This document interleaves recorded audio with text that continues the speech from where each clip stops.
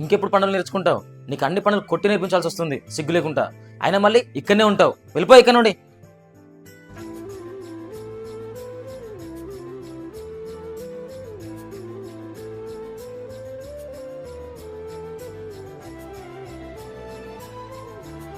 కన్నా, నేను నిన్ను కొడతా తిడతా, నోటికొచ్చినన్ని మాటలంట.